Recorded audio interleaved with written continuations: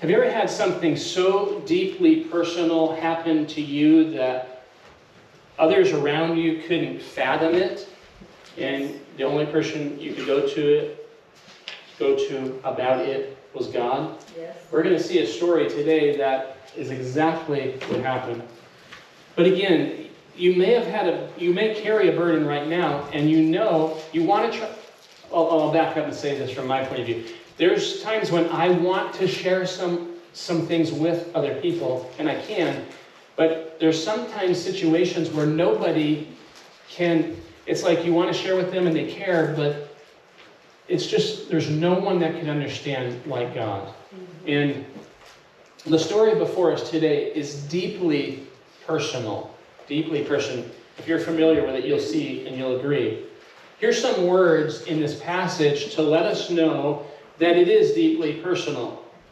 Some words we see in this chapter are to fret. And that's not in the guitar. So, to fret. Our subject in the story, a lady, she went through being provoked. Now, not just provoked, but sorely provoked. In the chapter, she wept, and she wept a lot. There was times that she was not eating. In this passage, it says that she had bitterness of soul. That was her lot in this passage. She had bitterness in her soul. She experienced grief.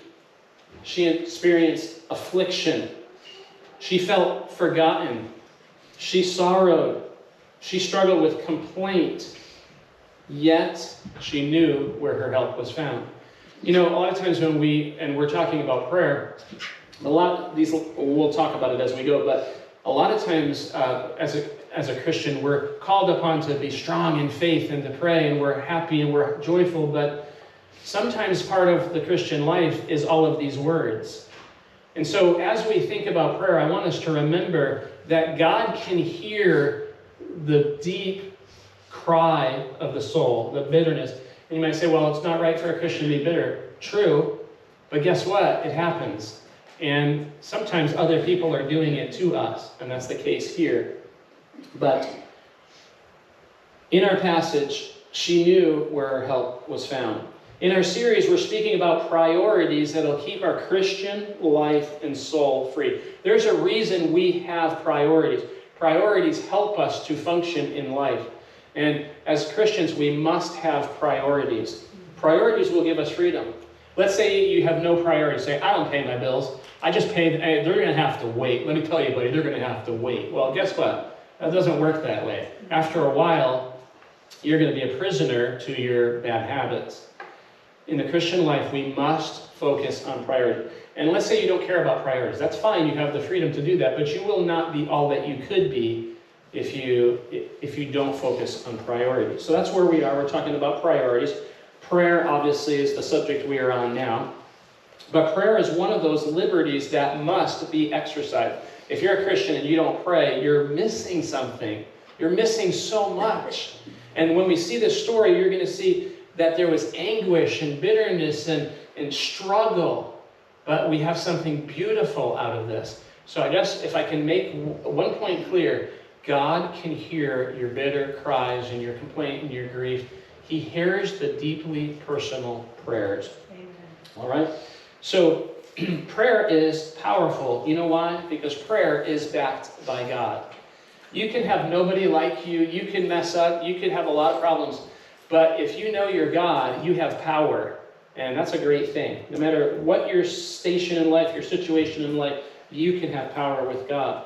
So if you think about this, the bank of heaven can deliver on our prayers because the payer is God. You can get your prayers answered. You may not impress the people in this world. You may not have a lot of money. You may not be successful. But if you have a relationship with God, it's a lightning rod straight to heaven, and you can have your prayers answered. So, you know, we've studied recently what prayer is. We've studied what heart should you come to God in prayer with. We've studied literally how to order our prayer. What do you say in prayer? How do you start your prayer? What's in the middle of your prayer? What's at the end of your prayer? And you know what? God has given us all the mechanics of prayer. But thankfully, he did not leave us without real stories of real people. So now we are seeing real life examples of prayer, and we're seeing how God helped them. How good God is. He gives us classroom teaching on the streets of his word learning. He gives us classroom learning, and he gives us on the streets learning, if you would, so we can pass the real tests of life. He lets God's people, and I thought of this, the people in God's book that we're learning about, they're like being our driver's ed trainers. They're leading us in how to pray. We're learning from them how to pray. Why does God do this? Why does God tell us how to pray and then give us examples? Because he loves us and he wants us to succeed. He wants our prayers answered. He wants our prayers answered not only for us, but for him. We told you that last time, that God has designed it that when we pray, we can see God's purposes fulfilled. I was flipping through one of my encyclopedias looking for a topic related to this message, and it passed a Calvinist theology, and the Calvinist says, your prayer, your cries to God don't do anything. Something to that effect. He said it was A.W. Pink. Some of you may know who that is. He's a well-known writer. But he says, God does not hear your cries. You know why he says that? Because everything is ordered. It's fatalism. No one can make any decision that God has not already planned. The only problem with that is it's not true. And it's a good problem that it's not true. Many times, the only thing in the way of people's theology is the Word of God. And I'm glad. Okay? I'm going to show you right now in this, we're going to try to get through it. We probably will continue tonight because this passage about Hannah is beautiful and powerful. So we're going to get where we can today, and then again we may continue tonight. But God has designed that his purposes and ours can be met together. We're going to be surprised that in this prayer that Hannah has, she's praying for a son. But what her prayers are going to turn into is a powerful action by God. It starts out with her personal desire, but then it turns into something much bigger than she ever thought would happen. So, remember this. Prayer is a plea, and it's to a person, capital P. No other one can meet this deep, heartfelt need. Prayer should be on purpose. When you go to pray, it should be intentional. So prayer should be on purpose with a purpose. You should make your prayers intentional with a purpose to see a goal accomplished. Well, when we learned about what prayer or how to pray, we understood that we are first to pray for God's kingdom to come and God's will to be done. So I hope you understand this. God's purposes that he wants to see and the things we want to see, they actually meld together into God's will if we're praying right. And that should encourage you, because when you're praying and something is so dear and important to you, God, as a believer, he's working all these things together. And you can definitely see it in this passage. But remember, James 5:16 says this, the effectual, fervent prayer of a righteous man availeth much. Literally every word in that verse is a key ingredient to prayer. If you go back to it, James 5:16, and look at each word is critical that we can have our prayers answered. God has made it so that things will happen through prayer. He gets to have a part in helping us, and we get the joy of helping him. If you doubt that, you say, well, I don't really believe that our prayers make his purposes happen. Well, God's going to do his will one way or another. But 2 weeks ago, we learned that God was going to get himself honor upon Pharaoh. And he told Moses, go to this spot and get by the sea. And it happened. And then last week, we saw with Elijah, his job was to prove to Israel that God was the real God. They had forgotten who he was. And he called fire down from heaven, and he prayed. And before you know it, instead of the people remember, they didn't answer. He says, if the Lord be God, serve him. And if Baal be God, serve him. And the Bible says, they answered him not a word. Nobody could even answer who God was. By the time his 63-word prayer was over, fire fell down from heaven, consumed the rocks, consumed the water, consumed the burnt offering, and then everyone fell on their faces and they said, the Lord, he is God. The Lord, he is God. So you know what? His prayers and God's plan, and it just all worked together. And it was all God's purpose to let people know, hey, I really am God. You really can trust me. So God has a vested interest in our prayers. And of course we do, because we need him to do things. But in this passage, It's not just proving that God is God or protection for Moses, which was really important, but Hannah has some deep needs that are just, they're almost crippling her, I would say. And so we're going to see about that today. So, God proved himself through Elijah, he proved himself through Moses, but we're going to see some extra special things today. Prayer helps us serve God's purposes in people's life. This act of prayer has mighty and eternal probabilities. You little person, you might not think you amount to much. Your voice, your heart, your burdens has the ability to reach God, and it has the ability to match his purposes and yours together. Don't forget that. Not only can God protect us through prayer, he can be proved to our hearts and the hearts of the lost, right? Prayer, by the way, it should be yours and my responsibility to be proving God to other people. We can't make them be saved, but it should be on our heart. It should be an active business in each of our lives. Lord, how can I prove you to somebody? That was Elijah's goal. He got involved in that plan so that all the nation would come back to God. That should be part of our lives. Okay? This should be a business we are all involved in. But now I want to move specifically to Hannah. But I want you to know this. Our deep burdens can be answered in prayer. You might say, this is impossible. Her situation was impossible. Today I want you to see this aspect as well, that God cares about our times of deep personal need. Our title for today is this: a deeply personal prayer. Now let's go back in time to a place where people and problems affect this lady in a deeply personal way. Well, the first thing I want us to look at, number one, is the persons in the story. We read verses 1 through 6, but you see a list of names. Now there was a certain man of Ramathaim Zophim of Mount Ephraim, and his name was Elkanah, the son of Jeroham, the son of Elihu, the son of Tohu, the son of Zuph, an Ephrathite. And he had 2 wives. The name of the one was Hannah, and the name of the other. And by the way, I did not know how to, I always pronounced it Peninnah, and I thought, well, maybe it's Peninnah. And then I learned and it says Peninnah. So I don't know what the right way is to say it, but this man had 2 wives. So Peninnah, and Peninnah had children, but Hannah had no children. And this man went up out of his city yearly to worship and to sacrifice unto the Lord of hosts in Shiloh. And the 2 sons of Eli, Hophni and Phinehas, the priests of the Lord, were there. So in verse 1, we learn that Elkanah is living in central Israel, in Mount Ephraim, Ramathaim, Zophim. And we learn of a family structure. Let's look at this family dynamic. A man has 2 wives. Here's principle number 1. I am sure you don't need to be taught this.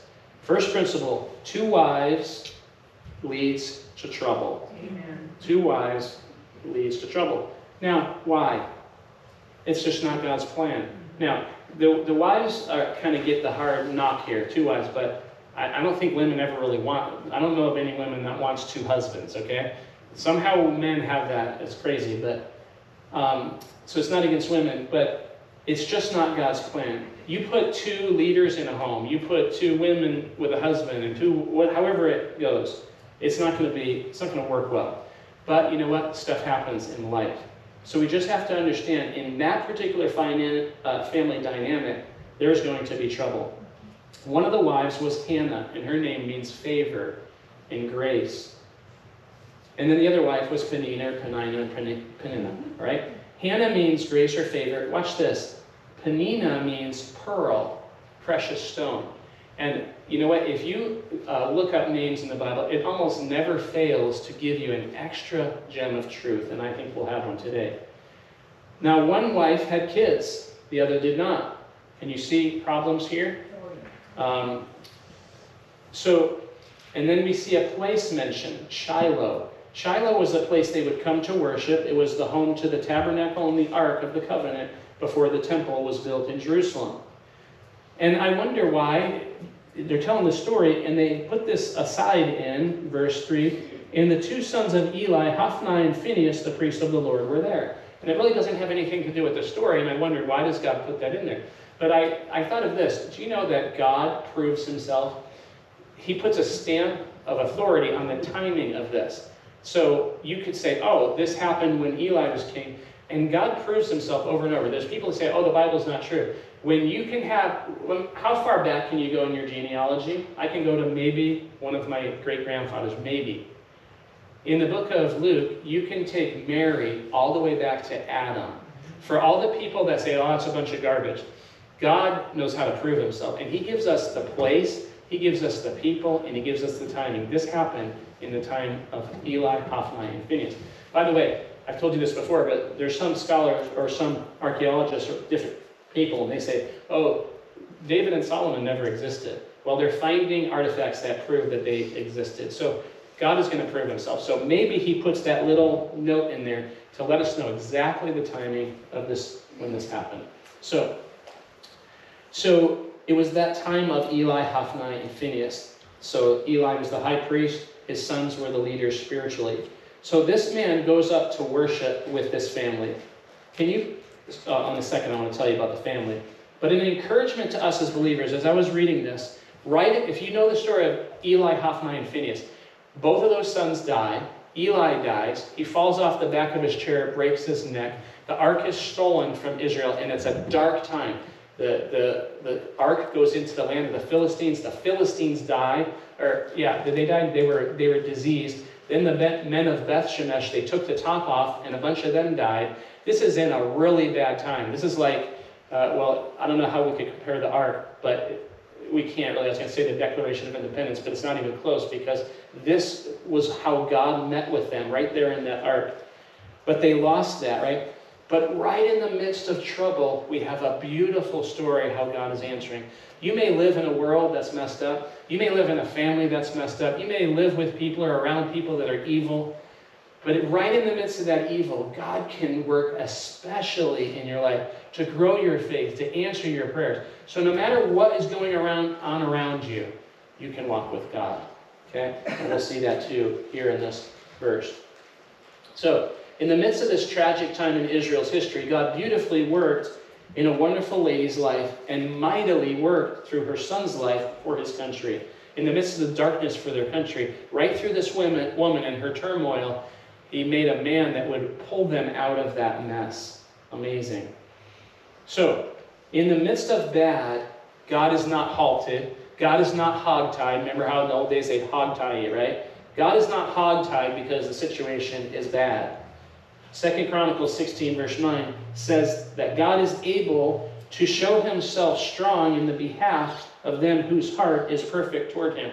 In the midst of trouble, if your heart is towards God, he has the way to pull you through and help you. So this is the setting, the people and the place. Now, number two, here is the situation or the problem. Now, in this blended family, things were probably more like a blender instead. Would you not say that? It was more like a blender for this family. In verses 4 through 8, we'll see the problem. Look at verse 4 and 5. And when the time was that Elkanah offered, he gave to Peninnah his wife, and to all her sons and her daughters portions. And here's where we'll see two problems. Verse 5, but unto Hannah he gave a worthy portion, for he loved Hannah. We got another problem here. One wife is loved more than the other. And then here's the second problem. But the Lord had shut up her womb. So one wife had kids, the other did not. But we're seeing this problem. Can you see a problem brewing for the other wife? Hannah was his number one, like Rachel was Jacob's number one. Whenever Jacob and Rachel had all those wives, it was definitely a dysfunctional family, right? But God still worked. So here's another problem. The last part of 5, the Lord had shut up her womb.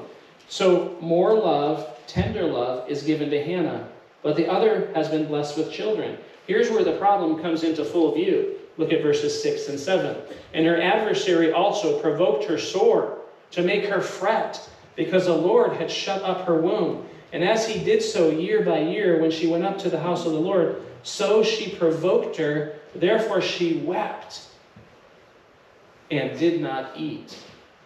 So here's where we begin to see Hannah's deeply personal needs. And we'll see that God does not forsake her, but he tests her and he proves her. Even though she can't see him yet, he is intimately there. We have the benefit of knowing that God was hovering over this whole situation. You may struggle in your life with something and you can't see it. You're like, where are you, God? I don't see you.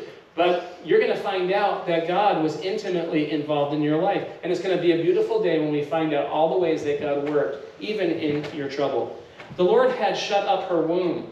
To a lady, having children is a blessing we men cannot fully understand.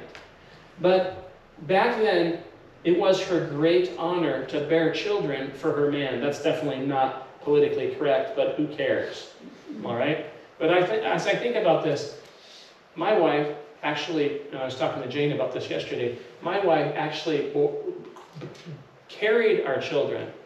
And I understand that it's a simple biological fact, right? But as I grow older, I understand, like, I love my kids to death, but she has a tie to them that I don't have. She was their home. It's just something very deep, mysterious, very powerful. But back then, it was her great honor to bear children for her man, for her people. Children weren't throwaway commodities like they are today. It was a chief part of her life, and it was her purpose. And for some reason, God had seen fit to close shut her womb. All right? Close shut her womb. Her ability to have children. So what happens? Now, it seems clear that Peninnah is an adversary to her. An adversary means an enemy and a foe. She provokes her. So this other lady has children, Hannah does not. Can you think about the family dynamic as they go up to Jerusalem? Picture this. You have Elkanah leading the family. You have Peninnah behind her. And you have all her kids in tow. And then Hannah's by herself. You just think about the family dynamic. Yeah, they weren't probably all together all the time. But each year they went up. That's how they went. How do you think that would feel for her? You know, people would say, it's not a big deal you didn't have a son. Life, you can't look at it that way. We have to enter into her struggle and her suffering. So the word provoke, now picture this other wife is provoking her. It's not a natural situation that she should have to share a man. It was a plus that she was loved more, but that didn't fix the problem. This is what probably made Peninnah provoke, because she didn't have the love of her husband. Maybe, I don't know how it happened, but remember in Jacob's situation, he loved Rachel. He served for Rachel, but the father snuck the other wife in there. And then there was conflict between those sisters. Blended families aren't wrong. Families this way are not proper. But, you know what's great is we live in a fallen world, and God still has the way to work through things. Thank God for that. So the word provoke means to anger, to incense, to excite, to rouse, to offend, to hurt, to invoke wrath. What did this do to Hannah? Think of this family. Again, they go up year by year to worship, and there's a devil in the midst. There's this woman that's provoking her sore. She's annoying her. She's at her. She's digging at her.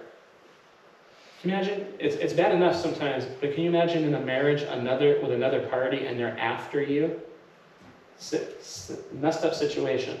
So they go up year by year to worship, and there's a devil in the midst. Picture it, a husband and a wife and their kids, and another wife by herself with no children for her. She's got nobody in her. She's kind of alone, because the other one, she has the guy, but he has another girl, and all these kids can, mingle with their mom and her dad, and yet she's kind of like this outcast, I imagine. So, she's the one that's truly loved, but the other is hurtful. Is she jealous? Peninnah, is she jealous? It would seem so. So she digs and offends. And it makes Hannah fret. So I want us to enter into this personal struggle that she has. The word fret means to wear away a substance by friction. And God uses words on purpose. Hannah's being worn at. She's being worn away. Again, we may look at as Christians say, Christians should not be bitter. And it's true. But real life happens. Water goes over the rocks. I go to Sedona and I love it. It's a place where there's all these smooth rocks that the water's been running over. It's beautiful, right? But water wears down. Provoking, hurtful things can wear you down, and this is where she's at. So she's fretting, and again, the word means to wear away a substance by friction, to rub, to gnaw. When I think of gnaw, I think of like a squirrel biting on the side of my house, or we got woodpeckers and they're trying to get into our house. That's what's happening to her. It also means to eat away. Her faith, her soul, her happiness is being eaten away by this woman. It means to impair, So she's handicapped in a sense to agitate violently. She feels out of place. Even though loved by her husband, all of this was because the Lord had shut up her womb. Why? I think we can guess why as we go, why the Lord shut up her womb. But verse 7 says she did this year by year. How many years had she dealt with this trouble? We don't know, but it happened every year, so at least multiple years. Verse 7 says she provoked her to tears, not just once, in multiple sections. She's crying. This poor lady wept. She stopped eating. Have you ever had something bother you so much that you did not eat?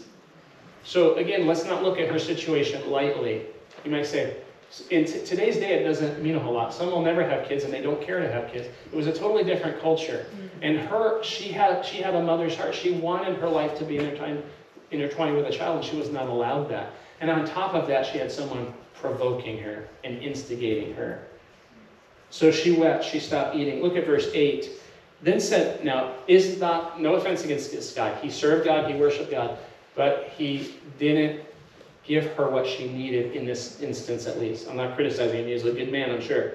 But then said Elkanah, her husband, to her, Hannah, why weepest thou, and why eatest thou not? And why is thy heart grieved? Am not I better to thee than 10 sons? Can ladies help me with that? Would that help you?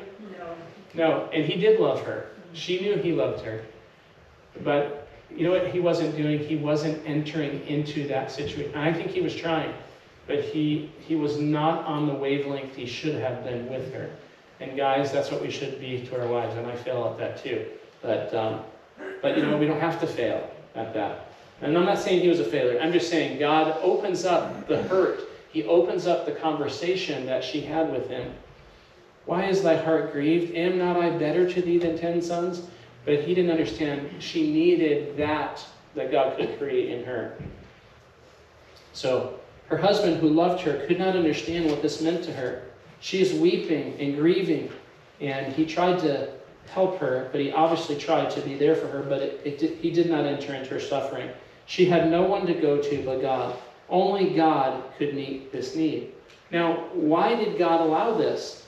We must understand that God may let us go through difficulties, watch this, to produce a gold so priceless, so much more valuable than tin or aluminum.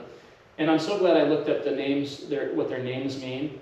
Watch this. Sadly, her adversary was proving herself no sort of precious stone. Remember, Penina means pearl. It means precious stone. This lady was not proving out who she was. She was doing the opposite. But God allowed this difficulty to produce a gold so priceless, so much more valuable than what she could ever understand. Is life sometimes unfair? Yes. Yes, why do people lose their lives in these tragedies that just happen and others live? We mentioned in Sunday school that one of the children that was on the ground in Philadelphia, they were outside when this explosion happened, or the crash, and one kid got a piece of metal stuck in his head from the airplane, and he's living. But why did some die on the plane? We don't understand. We can't raise our fist at God. I recommend not doing that, because one day you'll see how loving he is and was. Why do these things happen? We don't know. Is life sometimes unfair? Yes. Are not people sometimes unfair? Aren't there times when others seem to have it better than us? Yes. And I ask you this, will we follow him when we do not understand?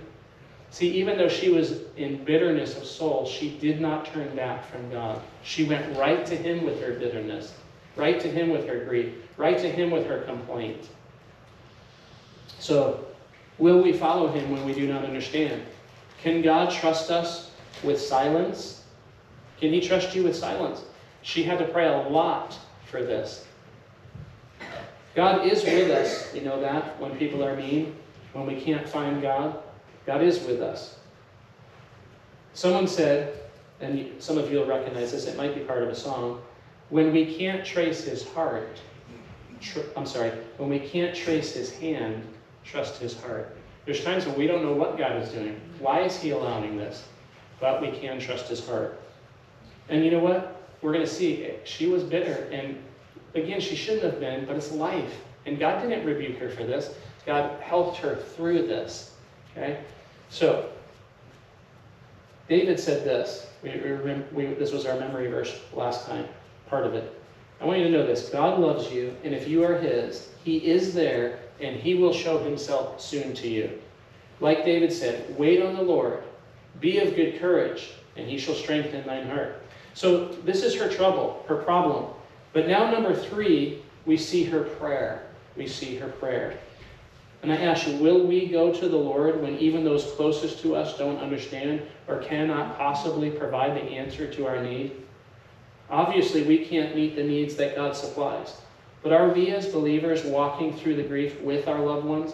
I want to be a good husband to Heather, and sometimes I fail, but I want to be there to where she says, he does care about me. He does care about the things that burden me. I don't want to be an absent-minded husband in that. But let's see her prayer. Are we as believers walking through the grief with our loved ones? Think of this. Esther had to go to God. Remember, she had to go to God for her nation. But Mordecai and others were bearing the burdens with her. But she had to get to God. This is Hannah.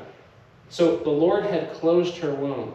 She had to go to him. There was no other hope. Look at verses 9 through 13. So Hannah rose up after they had eaten in Shiloh, and after they had drunk.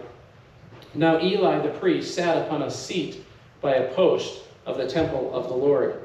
And she was in bitterness of soul, and prayed unto the Lord, and wept sore. What does it mean when you're weeping sore? Someone give me an example, a visual example. If someone's weeping sore, right? So pouring out, and that's definitely true. But visually, what would it look like if someone's weeping sore? Sobbing, they might be convulsing, right? This is going on in this woman's life. So there was no other hope. She needed to go. So her heart is ripped apart. This prayer is deep in feelings of disappointment, but she brought it to God. Thank God for this. Let me ask this. What would have happened if she didn't come to the Lord? What could have happened in her bitterness if she didn't come to the Lord? What do you think the end of her life would be if she didn't bring it to the Lord? Well, she definitely wouldn't have if he kept her womb closed, but it would have destroyed her person. She might have died of this. Who knows? It would have not been good. She was in bitterness of soul. The word bitterness means this: anger, disappointment at being treated unfairly, resentment, you may say. Think about this. She may have had this towards God, and God's big enough to handle that, but she might have had resentment. She might have had bitterness. If it wasn't at God, it was definitely at her circumstances. She was bitter. She was resentful of it. Is it possible Satan was trying to get her to give up? This was important. We're going to find out that her prayer fit the purposes of God. I don't know if Satan knew that. You know, Satan doesn't know everything, but remember in Job's life, he went after Job because he was a good man and he was an upright man and he eschewed evil. And God said, "Are you considering my servant Job?" And so Satan is interested in ruining the lives of people that are close to God. It's obvious Hannah was a godly lady. So I don't know the answer to that, but was Satan trying to get her to give up? Either way, I know that him and his minions tried to get us to give up. But she went to the temple. What did Jesus say in the New Testament what the temple was and what it was for? What was the temple for? Does anyone know? It's the house of the Lord. When Jesus kicked the money changers out, he said, "My house shall be called the house of prayer." Matthew 21:13. My house shall be called a house of prayer. So in grief and apparent silence from God, she went to him anyway. Will you do this? Will I do this? Will we keep asking? Will we keep seeking, hoping against hope, believing? She's praying. She's weeping sore. Can you picture it? Maybe convulsing, shaking, weeping. But watch. We're going to close with this. And we'll continue tonight. But watch in verse 11. She takes her prayer to another level. I think I'm going to stop there and you look at verse 11 because that's a key point in this, and we'll continue this tonight. She takes the prayer to another level. You know what she does? She calls to God with a vow. If you know anything about vows, I challenge you this afternoon to look at Ecclesiastes chapter 5, verses 1 through 6, and see what God thinks about when we make vows. He says, it's better if you don't make a vow if you're not going to keep it. So she, in her bitterness, and she, in her deeply personal need, she says, God, you've got to do something for me. And so she steps up her prayer and she says, God, I'll do this if you do this.